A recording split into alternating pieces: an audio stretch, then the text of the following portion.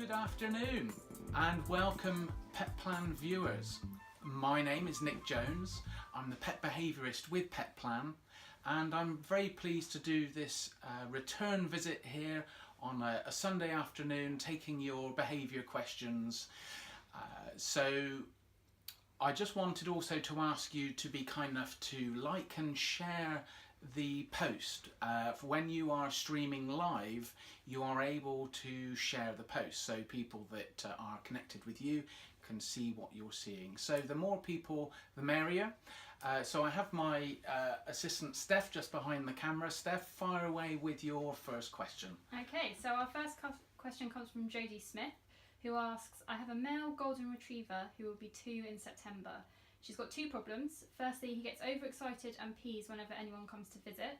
And secondly, while out on a walk, he jumps up at anyone that approaches and is quite a big dog. How does she stop him doing both? Okay. It's interesting, isn't it? Because actually the size of the dog does have an impact on the behaviours that a dog can exhibit, and equally how easy or indeed difficult it can then be for you to address that behaviour.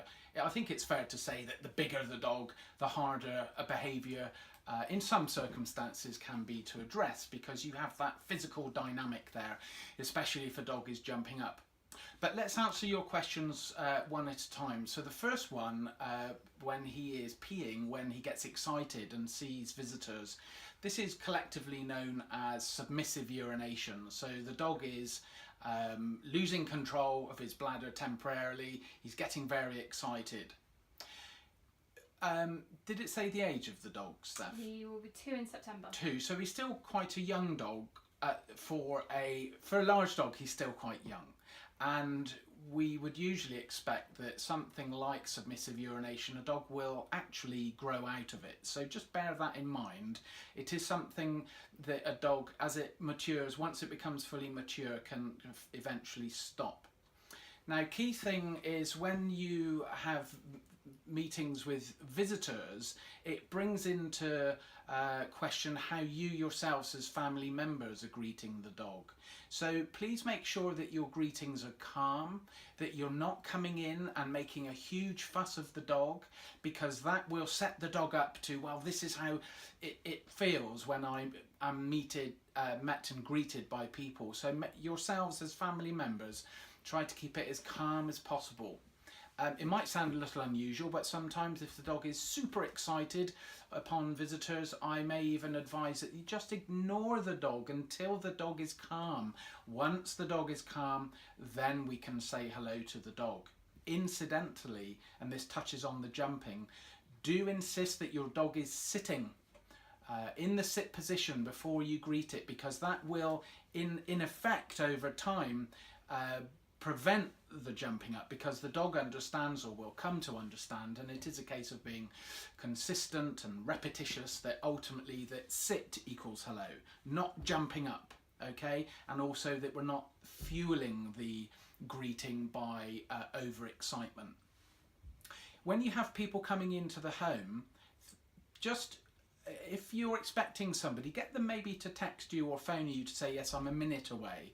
And then you could put a lead on your dog, which will give you more physical control. It would allow you to bring your dog away if he's attempting to jump up on somebody. And it would also allow you to just have a bit more control, which is likely to ensure that the excitement levels don't get too much. Okay, so just a little recap with the greetings. Because your 2 questions are actually connected, but the greetings yourselves, you need to make them calm and controlled. And let's just talk about the jumping up in public. If a dog is, let's say, 30 yards away from you and it walks up to somebody and that person says hello to your gorgeous dog, then, well, you're not in a position to stop your dog from jumping up. I would strongly recommend that you put a long training line on your dog, so that if somebody appears, you can then have a controlled walk up with the dog to that person. Maybe you might be sort of walking up the line a little, as it were, bringing the line in so that you come closer to the dog as you finally reach the person. Now, this is where what you do in the home and what you do in public come together, because you can then ensure that your dog is at least you're asking the dog to sit as you approach that individual. And then once he's sitting, and you can have a hand on the collar with a big dog, a hand on the collar and a gently hand on the bottom, just maintaining that position, telling him to sit and to stay, then you can say to the person approaching, well, he is in training and now you can say hello to him. And so you've got a bit more physical control. I think we have to be realistic sometimes about bigger dogs, all dogs, and not being frightened, to have just a bit more physical control, but done in a calm, ethical fashion, so that the dog understands more clearly what it is. So in summary, for out in public, you may need to have a system whereby a month or two you use a long training line so that your dog is unable to practice those unwanted behaviours, and that you can be more instrumental in the actual process of greeting other people. Okay, so this is really about you being proactive and getting the dog into a position where he's succeeding rather than repeatedly failing in your eyes. And of course nobody wants a big dog jumping up or indeed peeing at other people's feet. So good luck with that. I hope that advice helps, and by all means drop us a message and let us know how you are getting on. So thank you for that. Steph. So we've got some questions coming in live, which is great. Oh, so excellent. Gillian Park has asked, hi, my dog is aggressive towards some dogs and people and doesn't like certain objects that are usually on his walking route. He is hyper and sensitive and barks a lot. Can you help? Okay, so it sounds, Gillian, as though you have a number of issues going on there. A hyper and sensitive dog, it can become once a dog becomes that way, you then have all sorts of fallout, if you like, because the dog is hyper and it is overly sensitive, and it becomes reactive to just about anything that may be around. Try to identify, because your question is potentially quite in depth in the sense of an answer, but try to identify the areas that are pressing your dog's buttons, so to speak, and to desensitize him in those areas. Desensitization is usually done using a method that the dog is suitably motivated for. Many dogs are actually motivated by food, so don't hesitate to use food if that would work for your dog. By food, I would mean not just some of its kibble if he's fed kibble, but you would need to be looking at high value food, food that will really capture your dog's imagination. Something like bits of chicken, just tiny little pieces, little bits of liver, something of that nature that's clean as a food. Try to avoid dairy products, by the way. Dogs are lactose intolerant, so we can only give them so much dairy, frankly. But try and keep your food high value. The simple essence of distraction is you're saying to the dog, in so many words, don't worry about this, and that may be a person walking a dog on the opposite side of the street. You're trying to say to the dog, don't worry about that.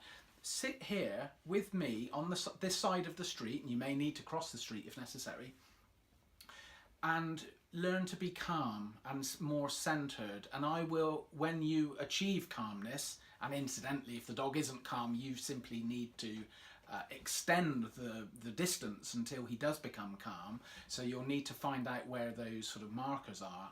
But once your dog is calm enough to listen to you, to sit down and to take food, that's where you can reward the dog. If it isn't food, quickly, it could be a toy, a squeaky toy. It could be, some dogs are highly motivated by praise and affection. Okay, so the three typical ways to distract and reward a dog is food, in this order really: food, a toy, and or physical affection.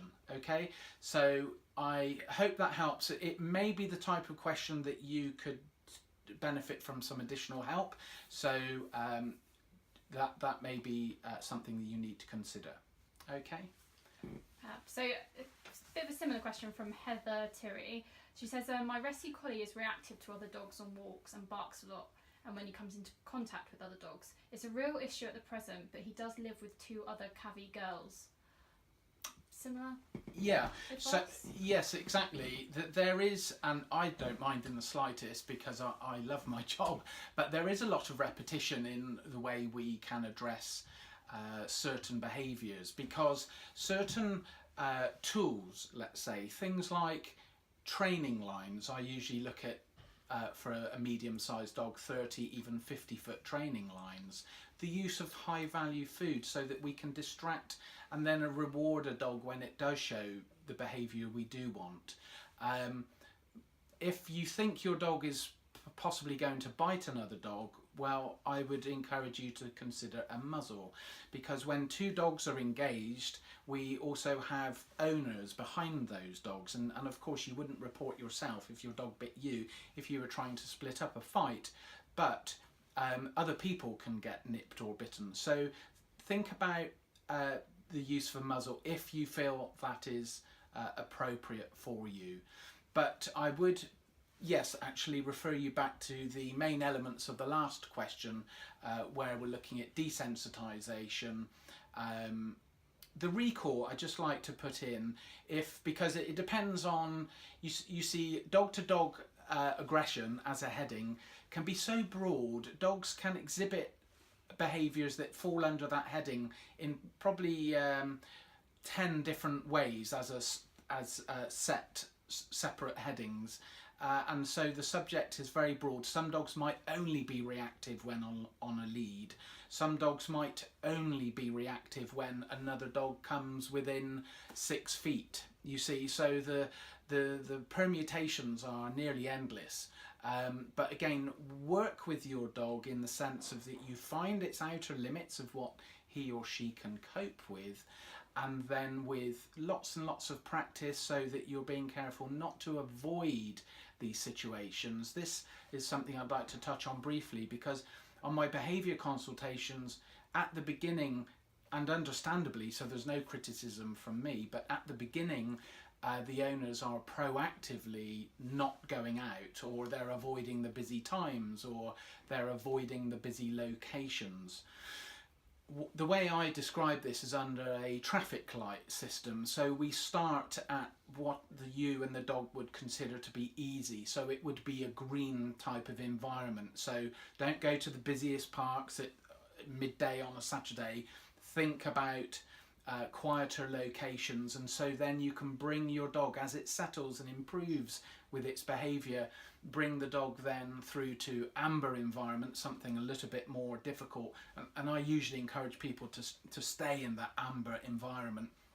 And then when you fancy your chances, then you could move into what you would previously have considered to be more of a red environment, something very difficult. Okay, so I hope that helps, and again, if you need any further input on that, please feel free to come back to me. Okay, so we've had quite a few questions in on separation anxiety. So I'll read Lisa's, but there are a couple more coming in as well. Lisa Tomlinson says, my miniature Yorkie has separation issues. She's almost 11 years old and she's always been the same. When I go out, she barks and tries to get out the door with me, and when my partner goes out, she bites and attacks his shoes as he's walking. And then we've also got Mandy, who says the same, and Julie Tracy also says the same. So any advice for these guys? Good. Well, strange as it might seem, but separation anxiety is one of my favourite topics to look at, because it can be very rewarding to address, because I really think if we identify the right way forward, it's a behaviour which is really treatable.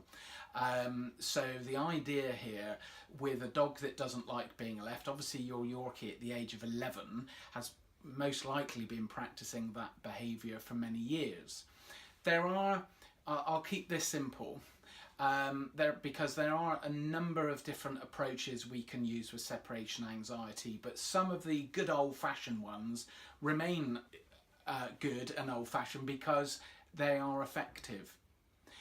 If your dog is food driven, providing your dog with a really a Yorkie Terrier, I would consider a puppy sized hollow rubber device that you can stuff with food, and the puppy ones tend to be a bit pinky or bluey, and they're a bit more soft for a smaller mouth.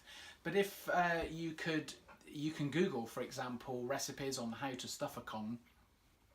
And if you provide your dog with a Kong just before you're leaving the house, that can help greatly in distracting the dog. I do realise it depends upon how you might, because if you were face to face, you may say, well, she's not interested in food, so we'd have to go down a different route with it. But on balance, most dogs are food driven, and that is something I would greatly encourage you to do. If, for example, your partner was going to work at 8 a.m. and you might usually feed the dog at 7 a.m. Don't feed the dog at 7. Hold the dog's breakfast back just 30 to 60 minutes and provide that dog's food through a stuffing toy that you can put a tempting recipe in, and practice a bit with that device as well. On the flip side of leaving, we have coming home to the dog, and this is where I usually like to spend a bit of time looking at how owners are greeting their dog, and usually I find that the owner is falling into the trap of having what we might call excessive greetings, where the owner is coming in and effectively dropping to their knees and the dog's all over them, and the dog is getting nearly frantic. You see, on one hand it's quite sweet that there is such a bond, but the dog itself can suffer with fallout, and I would much more prefer that you have this middle line where we're not living a life where we're not interacting with the dog, because of course we have dogs, so we can have that affection and that bond, but equally we need to ensure that we're not going to the other end of the spectrum and becoming hyper on homecomings. So my tip to you regarding homecomings, and this is a good rule to employ across the board, regardless of any behaviours, is to wait until wait until your dog is calm before you have that greeting, and then the greeting itself should be calm. Okay, by all means, you can spend a few minutes with the dog and give it a nice old rub down and have a little chat with the dog, but keep those homecomings calm. I could easily spend 3 or 4 hours talking in depth about the subject of separation anxiety, because there are so many things we need to do, but I think the best thing I can do here is offer you bullet points as a summary. So calm homecomings are essential. Calm departures and distracting the dog when you leave are also extremely valuable as a way of dealing with this sort of behaviour. Another thing I like to almost certainly look at with separation anxiety cases is how you are with the dog when you're present. Let's say you've been out at work all day and then you come home and you may only be with the dog for 3 or 4 hours before you go to bed. So just make sure that the dog is not able to fully sort of soak you up in terms of the physical space and the emotional space available. Don't be frightened, especially at the beginning with separation anxiety cases, to think about getting the dog off the sofa, maybe off the bed, so it can have its own time and space. And it's nice to have a relationship with the dog, but with separation anxiety I usually find there's no daylight between the two, and we just need to get that bit of daylight. We don't need to be that far apart, but just enough so that there's some stability there and the dog isn't freaking out basically when you leave him or her. And just bringing forward those little points I think will hopefully help you. Okay, so Steph, thank you. Great. So Andrea Mooney has asked, my dog has started barking at nothing, especially when we go up to bed with him, barking and looking up at the ceiling for no reason. How can we train him to stop barking? Okay, good question, Andrew. I think it's a sort of question or situation where I would love to have a conversation with you so we could sort of drill down a bit further as to what the dog is doing. For example, I would be curious if your dog has any other obsessive behaviours, such as chasing shadows or little reflective things on the walls as doors open. If that was happening, that would fall into the same sort of behaviour. It may simply be a manifestation of separation anxiety, because as I was saying a few minutes ago, the separation anxiety is so broad as a subject. Well, I think I was saying that for dog-to-dog aggression, but it's true also for separation anxiety. You can have, under the subject heading, quite a broad spectrum of the way that the behaviour manifests. So it's not unusual for me to see cases of separation anxiety where the dog may only become distressed when the owners go to bed at night.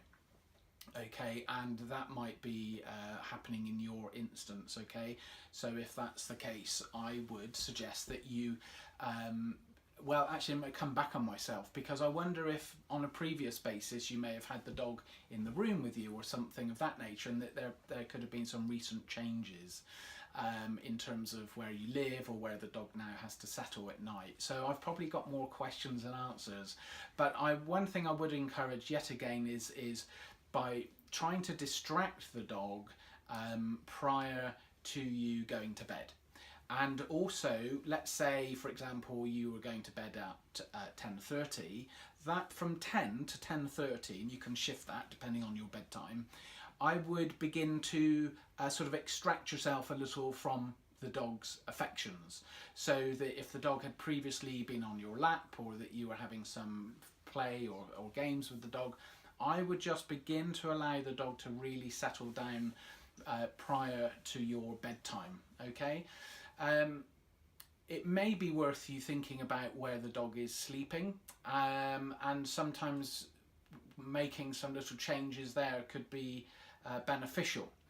So you might think about putting the dog, and of course we want the dog to be warm and dry and comfortable, but you could put the dog into a utility room if that was appropriate or available, or maybe the kitchen. Just maybe some little tweaks like that. Sometimes very little simple things can make all the difference. So it's in this game there's quite a lot of detective work and a bit of trial and error, so by all means think about that, and I hope that helps. I realise it's not in a nutshell answer, but give those things a go and let us know how you get on.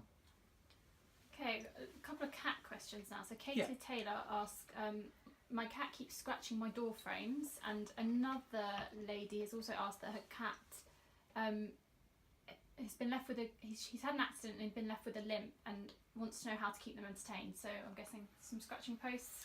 Yeah, absolutely.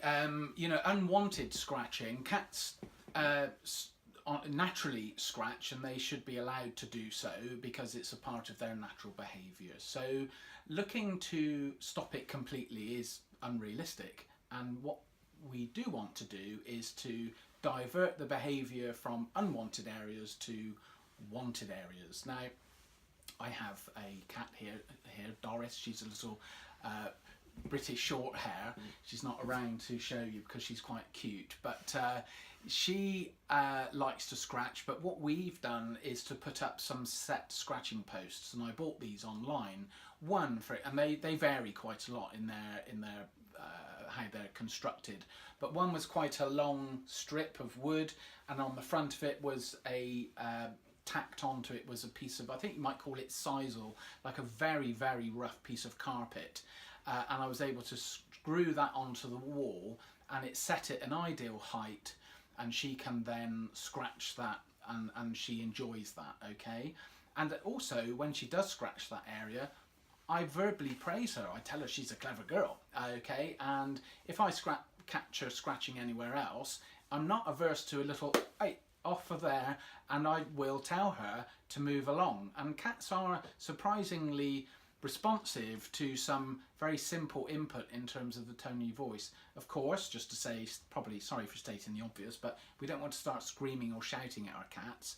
We don't want to do anything you know, harsh to genuinely frighten them, because cats are quite sensitive animals. So, but we can discourage it. Another little tip for areas you don't want the cat scratching in is that you could spray that area with a bit of anti-chew spray, because I think that once it disturbs that material or product, it will not like it, okay, and it will be on its paws as well. But it won't harm the cat, but it could well discourage it. So that's the scratching. What was the second part to that, Steph, if you can recall? Keeping them entertained. Keeping How to cats keep entertained. Well, there are also, I mean, the nice thing about living in this modern era is that you can either go down some very simple routes of little balls with that you can put treats in, like a micro level of what you can get for dogs really, all the way up to something a bit more expensive where the item is, I saw one which I quite like the look of. It was a little laser pointer, a dot that automatically moved around and it worked on its own. So instead of you having to use the device, it's actually automatic, and you could put it up on a mantelpiece and that could keep the cat busy. I do feel that it's the sort of thing that ideally would have supervision. I don't really like leaving cats with automated, or dogs even, with devices without having some overseeing to ensure everything's okay. But that's the sort of thing I would be looking at. Catnip, not all cats react to catnip, which you may or may not know, but if you do have a cat that likes catnip, you can get various catnip toys which are also, you have the ability to you can buy fresh catnip, because I think the effect wears off as well. So give those things a go. There are lots of, I think actually if you go into any good pet store these days, you'll find a plethora of cat toys that you could try on your cat and see what he or she likes, because they all like different things. Their drives, the drive in cats, similar to dogs, can be quite varied. Okay. Okay, so Sue Robinson asks, what is the best way to get my Chihuahua out of the bed? She put wrong thing to do, I know, but can you advise her, please? Yes. Sue, what a brilliant question. Now, let me say, I'm not actually anti-dogs on beds. I'm not anti-dogs on sofas. But I believe it should happen on your say-so, upon your invitation. If there's any hint of, I know you've not mentioned this, but if there's any hint of aggression when that dog is in that privileged location, I would certainly advise that you stop it for a period of time and then revisit the subject.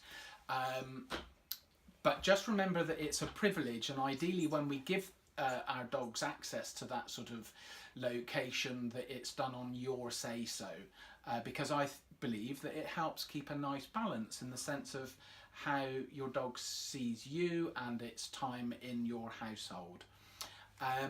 I am aware that there are endless numbers of dogs helping themselves to sofas and beds without any problems whatsoever, and that's fine. But in my behaviour work, I do see problems that can arise because the owner has lost control of those privileged areas. So with that said and done, how to get your Chihuahua off the bed? Well, there are possibly a few ways you could go about it. You could jump in at the deep end and think, right, I'm going to set a nice little bed up for my dog in the kitchen. You know, it's dry and warm in there. There can be some water and some treats if that helps the dog to have some distraction when you leave him or her initially. So what you could do is you just put the dog in the bed when you go to bed, which is in the kitchen, and you say goodnight without over fussing the dog, and you just shut the door. Now there may be a little bit of complaining in the night, but provided the dog isn't becoming too distressed, I think that's acceptable, and I would just ignore it. Don't come down, just stick with that for a couple of nights. So I think for the majority of dogs, that approach, I know it may seem a bit mean, but we need to just achieve what we want to achieve. But that approach should get you where you want to be with the minimum of fuss. But on the other hand, if the dog is not just going to accept it quietly, then you might well need to think about a graduated process. So step one might be, well, you could get a baby gate. Now you've got a very small dog, so you might need to cover the gate with a bit of mesh or something, like from a plastic mesh from a garden centre maybe, and that you open the bedroom door, you put the dog's bed on the landing just outside your bedroom door, and that you and the dog can see each other. But when the dog is in the bed on the landing, you're not to interact with the dog, okay? So you just ignore the dog, let the dog settle, and that could be step one. Do that for a week or two, and then, provided that's going well, then you could do step two, which might be you put the dog in the kitchen or in a utility room that you'd like to place the dog in. Excuse me. So those are the two basic ways in which I think you could look at that. Excuse me.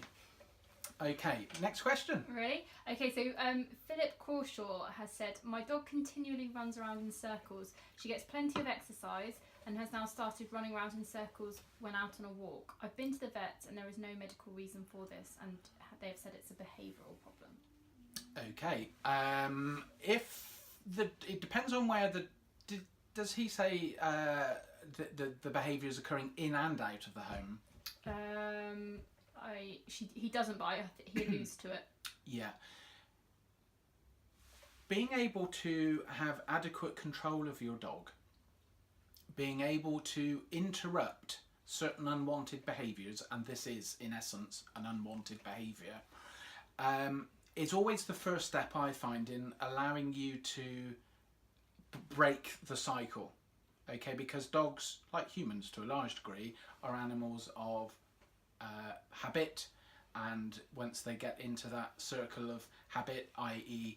I'm on a lead, I'm walking down the pavement, thinks your dog, this is where I spin. It could be spinning due to anxiety or overexcitement. But in the house, I would look at ensuring that your dog has a lead, that is wearing a lead in the house, and as soon as you see any spinning, you walk over to the lead, you stand on it, you lift the lead up, and then distract the dog by bringing it to your feet. I wouldn't automatically treat the dog just because it's not spinning. Sometimes introducing food can complicate matters, but by all means try for yourself to see whether using food to distract and maybe to reward the dog once it's sitting and it's not thinking about spinning around, that may work, but it may, sorry to sort of offer you question marks, but it may also work against you. So my advice regarding food is to try it and to see for yourself whether it helps or maybe whether it exacerbates the situation. But my main advice for you is to especially in the house, is to be sure that you can interrupt the behaviour. Again, we don't need to shout, we don't need to be rough with the dog, but just having some gentle stepping in, which is also quite clear in this sort of situation, could make quite a difference. I suspect your role as the owner is going to be key here, because inevitably if you just left the dog to its own devices, that behaviour will continue, the dog will become better at it, not that we want that, and as a result you could see the situation slip backwards. So make sure, and of course the behaviour may not even be happening in your absence, which would be interesting if that's the case, because lots of behaviours don't occur when when the owner is not present.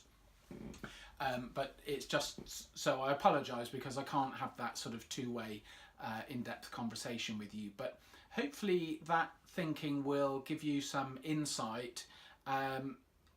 If you feel that you've tried things in depth yourself based on what I've just said, if you have sought, if necessary, professional behaviour help and you're still not making progress, I would revert back to the vet, and they may advise that they run further tests to see if there's anything of a health nature occurring there. Okay, so thanks for your question and good luck with that.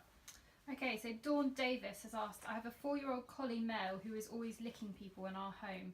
Anyone who visits gets licked. Why might this be? Okay, so excessive licking is, again, it's always a bit hard to pin it down precisely, because the dog could be doing it for a number of reasons. The dog could simply be doing it because it's a way, the dog could be anxious, or the dog could just be using that as a little method of attention seeking. Obviously, behind that, the question from you to me is, how do we stop that?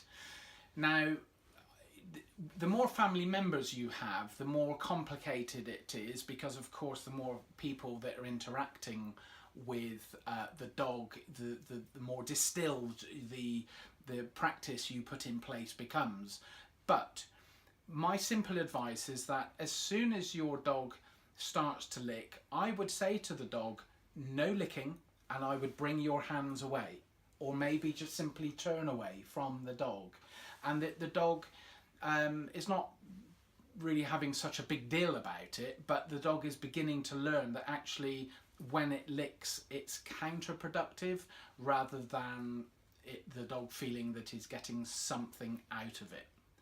Now, just as an aside, with behaviours like licking, you may well find, if we were to have an in-depth conversation, that there are, and I wouldn't be surprised if this was the case, but that there are a number of other behaviours occurring that we're not discussing in this format, and that when you begin to look at those and to settle the dog down more, because what if, for example, the dog was being stressed on a daily basis during walks, if it wasn't very happy on the lead, or what if, for example, the dog was becoming stressed every day when being left alone in the home, so we have separation anxiety in the background. I'm not saying that is the case, but it could be, and when we do behaviour consultations, these are the sorts of areas that we sort of look at, because we can cast the net as widely as possible so that we are making sure there's no other areas which are stressing the dog. And very often, the reason my thinking went down that road is that very often when we have other stressors in the frame, it can have a knock-on effect and make the dog, say, anxious, and that is demonstrated in this instance by your dog licking. But again, just to summarise with the licking, everybody should be telling the dog no licking, not shouting, but in a firm word. I would just keep it very simple, say no licking, and I would immediately fold your arms, okay? Don't allow the dog to continue to lick. If he really is quite insistent, then I may well just stand up and walk away from the dog. It's a very low-key yet effective way of stopping unwanted behaviours. There is, of course, this idea that we ignore things that we don't want our dog to do, but of course if you just ignore it, well, the dog will be allowed in essence to continue with that behaviour. So do something, be a little bit more demonstrative in the sense that you are turning away, crossing your arms, looking, being quite exaggerated with your body language. And I'm sure your dog will get the message. Collies are extremely intelligent dogs, and it's a case of us training the dog and not the dog training us. So good luck with that one. Okay, a cat question now, see if we can help. So Sarah Fruming asks, my cat keeps attacking mine and my mum's ankles on a daily basis, and it's really frustrating. How can they stop him from doing it? And that was from Sarah. Yes. Hello Sarah, thank you for your question. So, goodness, a cat attacking the ankles. I think it's a case of, why is the cat doing that? Is the cat being playful, or is the cat being truly aggressive and using your feet as like a prey thing? Now, I could almost imagine that may have started when the cat, as a kitten, thought that was great fun. And we have our slippers on and we're shuffling around and we're having a bit of sort of foot play with the cat. But of course, when the cat gets bigger, and this applies to dogs just as much, we then have a bit of a problem. So my usual advice for, if this was a dog situation, I would apply some of that psychology there. So what we could do is to have a scenario whereby as soon as the cat jumps on your feet, you stop and you stand still. Okay, now what could also help is that, and this might need some prior introductions, is that your helper in the house could place a little harness on the cat, okay, and that we could have some more physical control of the cat. So when the cat does the inevitable, and I think if this is a behaviour which is well practiced and you know the cat's going to do it on a quite a predictable level, I would walk into the cat's space so that you're almost enticing the behaviour, and that your helper is stopping the cat immediately using the harness and the lead, okay? Now, also think about other little ways in which you can give your cat stimulation in the home, rather than it having playing with your feet. So make sure the cat is adequately stimulated. Quite a few cats are what we call house cats, they don't go out as such, and that may apply to your cat. So if your cat is a house cat, make sure that it's got plenty of stimulation there in the home to drain down the physical and mental energy on desirable or wanted items rather than your feet. Okay, so good luck with that one, and thank you for your question. Okay, so Sandy Newwise asks, how can I stop my dog from pulling on the lead and slipping his collar? Pulling on the lead and slipping his collar. Well, a dog can only slip its collar if the collar is not secure. So we may look at doubling up your effort. So firstly, make sure the collar is a nice fabric collar. Did it say what breed it was, Steph? No, it didn't. Sorry. No. So anything, let's say on a Labrador, I would be looking at a collar about 1.5 to 2 inches wide. So it's quite broad. I favour these sort of fabric, tightly woven collars, which you can have a big pull back with a Velcro tab, so it's absolutely not going to come apart. And some of those you can then get buckles that double up over the top as well. So it's nice and secure, it's nice and broad. Check the spacing on the collar so that it can't just come up off the dog's head. Some breeds are more prone to that, so something like a Staffordshire Bull Terrier, where their heads can be quite smooth and the coat can be quite smooth. Some of those can just come off very easily. So it should have just enough room for about 3 fingers under the collar, but equally you'll need to use your discretion so that you can see that it isn't too tight. If the dog is very prone to slipping its lead, why don't you think about having a 2-pronged attack? So you have a double-ended lead and a clip on each end. One clip can go to the dog's neck collar, and then the other end could go to a body harness.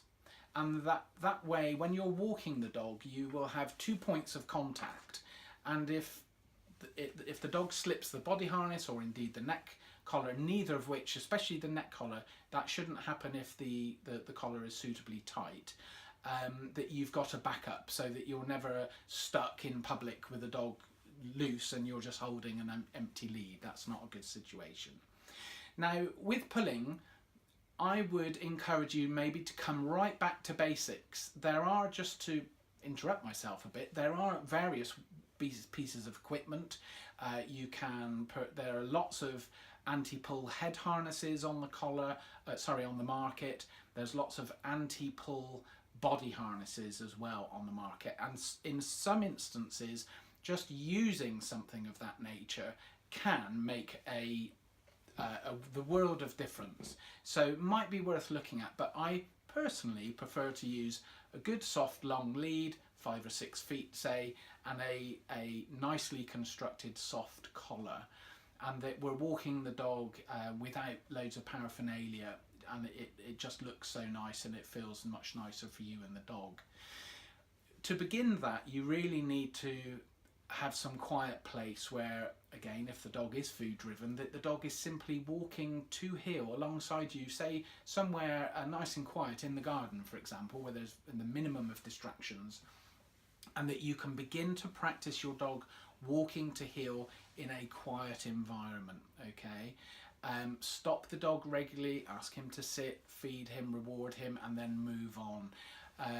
You can do really simple things in the garden, such as get 2 or 3 flower pots, and you can use those as so if you had 2, you could do a figure of 8 around 2 flower pots, or if you had 3, you could do triangles, and you can stop, you can reverse position, and just do lots of little bits and pieces that you can begin to do a little bit of drill with the dog so it gets used to walking alongside you, and that can make all the difference. And as the dog settles down, you can then begin to take it to increasingly busier areas. But do remember that, like with anything you want to achieve, it's rather like a chain. You know, we have the first link at the beginning, which could represent your efforts in the garden, and then we have other chains going all the way up to the end, and the last link in that chain could, say, represent you walking up a busy high street with lots of distractions. But don't make sure that you work your way up the links rather than just constantly taking him to the high street and becoming frustrated because he or she can't do it. So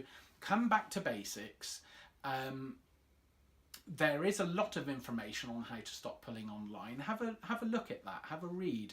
Feel free to come back to me or to this page and ask more questions, and we'll see if we can help you. But start at the beginning, work your way up, make sure the equipment is secure and that it can't physically come off, and that combination should put you in good stead. So thank you for your question.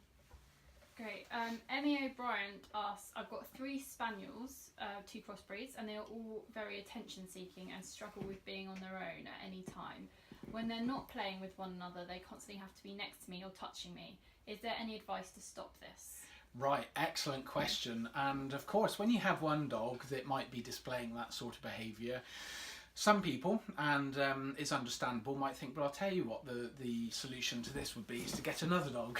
And sometimes you can end up with 2 or 3 dogs all showing the same behaviours, which may be exactly the sort of situation you're in. Well, you're in a bit of a corner. If you were to imagine being painted into a corner, that's where I perceive you, because the question is, how do we get out of it? My advice is that you carefully consider what I would call the attention diet.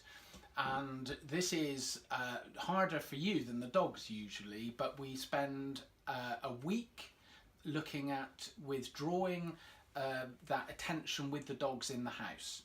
Now, when you're out of the house, you can be, I describe this as being as normal. So you can exercise them as normal, you can make sure that you're feeding them in the house as normal, you can give them commands when letting them in and out of the garden, for example, as normal.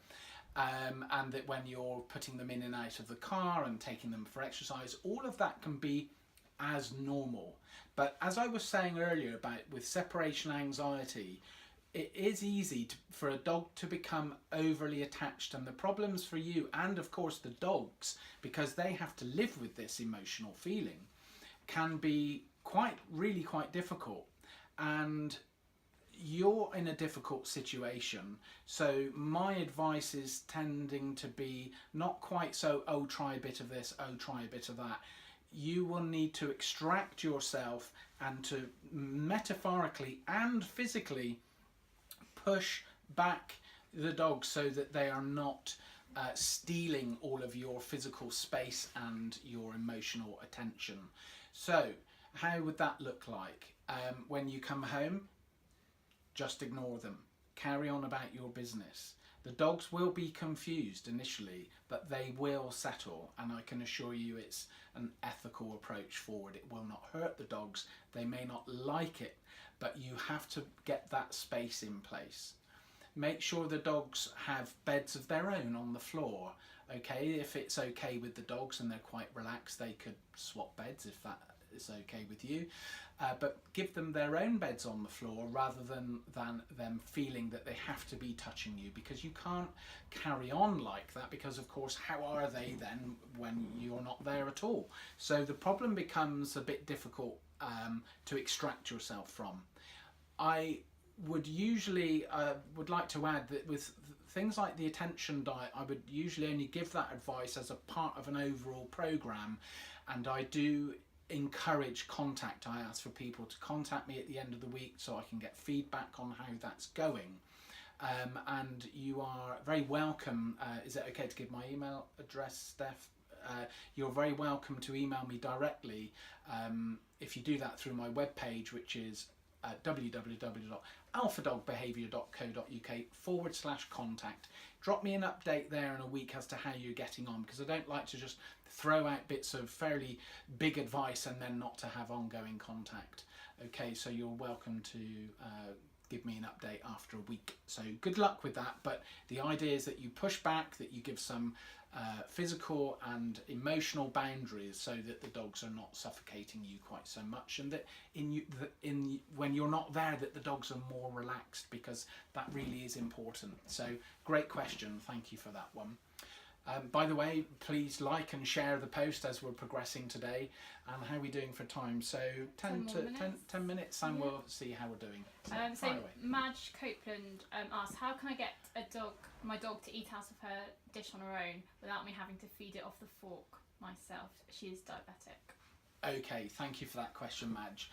Now, with that sort of situation, it's a case of, well, we started doing it maybe for some reason, maybe the dog was sick and you were anxious about the dog eating, and so you felt that to actually feed the dog was instrumental in its recovery, and that's great. But the problem, as you're discovering now, is how to extricate yourself from that situation, and so that the dog is eating of its own accord. Now, I suppose there's some different trains of thought on this. I am quite sure if you ask some people this question, they would say, well, you just put the dog's food in a bowl and you leave it there, and if it doesn't eat it, it will eat it at a later stage when hunger catches up with it. So I suppose I can see some logic in that, but of course we need to build up a system so that you feel comfortable in how you're approaching this problem. So you could begin to, I can't ask you this question, but I would be interested as to what you're feeding the dog, because some foods are, of course, more conducive to hand feeding or feeding off a fork than others. So I would ensure, firstly, and the reason I think about that the food is very high value. When giving most dogs the choice, they tend to prefer moist or meaty brands of food over dried food. Okay, and if the dog is on, I suppose it's not on a dried food if you're feeding it off a fork, so he could well already be on a moist brand. But I would begin to do something like a half and half approach, so that you begin to extricate yourself from the situation rather than just putting the dog in a situation where it's cold turkey. So maybe think about giving the dog half of its meal from the fork and having the bowl at your feet. If you're kneeling on the floor, you could be down on the floor with the dog, and then putting some food in the bowl. Wait for the dog to eat that food, and I realise if we were talking you might say, well, she just won't, but let's start somewhere. Once the dog's eaten that morsel of food out of the bowl, then you could alternate it with fork, and I think that's how I would begin to do it. And I would just do fork and bowl, and then you can do less fork and more bowl.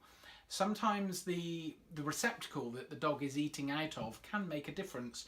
You might like to try a flat open dish. Did it say what breed this was? Do you recall the breed? No, she doesn't say. Okay. So if it was a small breed, a open flat dish might be appropriate, and the dog might be happier about feeding from a flat dish rather than having to put his head into a bowl. So just make sure that what you're giving the dog is what I would call a clean, healthy food, free from additives, etc. There are quite a few meaty products on the market. They tend to come in packs and you can just peel the top off. Those tend to be healthy and very appetizing to dogs. So think about those, think about the product that you're giving the dog, that the actual motivation is there, and just gradually begin to put more of the food into the bowl than you are on the fork, and that way I would hope over a week or two you'll find the dog is taking all of its food from the bowl. So I apologise in as much that I can't sit down and have a conversation with you, because usually I would like to put a lot more information on that situation so I could give you a more in-depth answer, but I hope that sort of leads you in the right direction. So good luck with that. Thank you. She says she's a staffy. Staffy, okay. Okay, well so staffy, certainly a flat open bowl, maybe just with some lip on it just to stop the food coming off, could be the way forward. Okay, Paul Royston has asked, why does my dog chew his blanket and then take it outside and leave it there come rain or shine? We've actually had quite a few questions about chewing, so might be a good topic. But I mean, certainly quickly it sounds like an attachment thing. Quite a few dogs do become attached to their blankets, and I've seen dogs either suck or chew on blankets and just hold them there, and they're not really sort of ripping it, but they just tend to sort of just mouth it, and that tends to be dogs which are more anxious, or dogs which may have separation issues, or sort of some anxiety issues back to litterhood. You know, some things are really important and I think need to be addressed, like the things we've touched on today, separation anxiety, that's important, that needs to be addressed because it's the welfare of the dog and you as an owner, and things like aggression to other dogs and people, that's really important because the impact of that is there and relatively obvious. Provided it's not in itself a big problem, I would, dogs like people have their little foibles, they have little things that they can do, and it's the sort of area that I'd say, look, I wouldn't worry too much about it.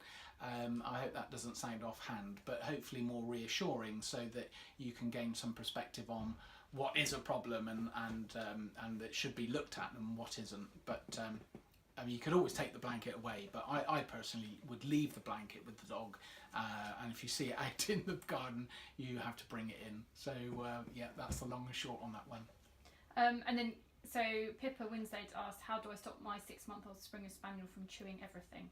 I'm scared one day she will swallow something dangerous. Yeah, and thank you, Pippa. And many dogs have swallowed many dangerous things. I remember a headline only this week with a Saint Bernard. It was thought that it had cancer. It went into the vets and it turned out it had a couple of teddy bears in its stomach.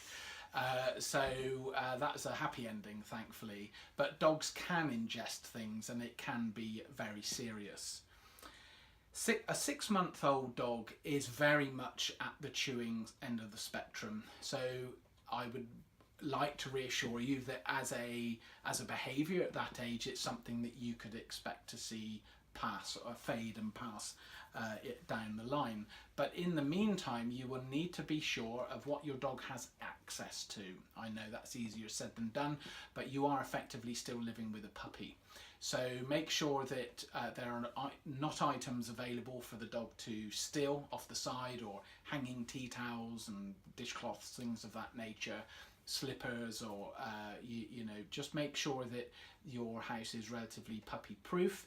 It's also worth, especially with spaniels, because not all spaniels are brilliant at giving things up when you ask them to. Possessiveness in the spaniels and the spaniel mixes can be an issue in my work. So it's very well worth you looking at teaching the dog the give exercise, and I actually pad that out a little so we make it the hold and give exercise, because if you can teach your dog to hold something but then more importantly to release it on your say so, either by the word give or drop it as you prefer, that can be really useful because you then have the command there that should your dog get something, which is likely to happen again, let's face it, that you do actually have the command to say up, give, good boy, and that you can then put it back again.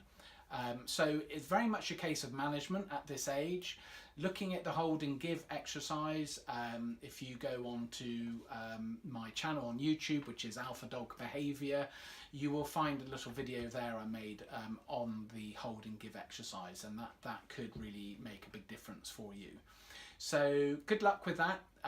Be sure to puppy proof your house and not to leave things around which are easily pinchable, and to train in that give exercise, because that can make all the difference when your dog does get something he shouldn't have. So good luck. Okay, so I think this will probably be the last question now. Okey-dokey. So Penny Evans has asked, my dog barks at the television. It doesn't matter what's on TV, they can't watch television in front of him anymore. He is a 15-month-old Jack Russell. Okay, so what a good question. With the advent of bigger, brighter, louder televisions and audio-visual systems, this is something which I've seen an increase in, with the advent of now of Ultra HD and LED screens. They can be really very bright and extra stimulating to dogs and cats. So that's all good and well, but how do we stop a dog from expressing that behaviour? Now with some dogs, it's usually the case where the owner will say to me, oh, when other dogs come on the screen or any zoo animals or anything of that nature, sometimes it might be quite broad, sometimes it can be very defined. What I would encourage is that we set the set-top box to record some of that material, and then at least you can play it back in a controlled fashion and then have a bit of a training session with your dog. So, some of the basic ingredients of how we address that that come to mind would be you have a lead on your dog, because the first thing is that your dog shouldn't be allowed, when we wish to overcome this problem, your dog shouldn't be allowed to run up to the TV, because that's what he wants to do. So we need to stop that, and that's where the humble dog lead in the home can make a world of difference. You could incidentally place the handle of the dog lead under on the foot of the sofa, so the dog can move around a bit. You can have some bedding there, but it gives you hands-free control. Okay, so that's worth thinking about. And the way you pose your question suggests that the dog doesn't like the TV, anything on the TV. So in a way, it could be easier for you to address, because every channel and every material is there for you to use as a training session. So assuming your dog likes food, find its favourite item, look at ways in which you can stop the dog running up to the TV, which is to use that lead, and to simply, I say simply, but the idea is relatively simple. It's putting it into practice can be a little bit more complicated, I realise. But the simple idea is that you get your dog to sit and to be fed with you whilst the TV is on. I would start incidentally with the volume on 0. It may even help, just as an aside, to consider turning the brightness on the screen down, so that as a stimulating point of interest, that it's not so loud, it's not so bright, and that over successive little sessions you begin to introduce volume. You can bring the brightness back up to normal, and that you're content that the dog is under your control. You will be telling your dog to sit and stay, and whilst he's doing that, you can reward him for that nice calm behaviour. Okay, so again, as I was touching on earlier, think about where you're starting and where you'd like to end up, and logical ways in which you can progress along the line. So I hope that helps you. It's like with all of these questions today, it's a delight to take them, but it's always a little tricky, because we always really need a bit more feedback. But that, I hope, gives you some pointers in the right direction. Food to reward and distract, the lead for control to stop your dog getting up to the TV, and then that you just have, I meant to say earlier, just a 2 5 or 10 minute sessions a day. It might really also mean that the TV, this may or may not cause you problems, but that the TV is not just on, and that the dog is practicing that behaviour without you there to intervene. So you'll need to take control of the situation and to build the dog back up gradually, so that it's more relaxed in that room. So I hope that helps.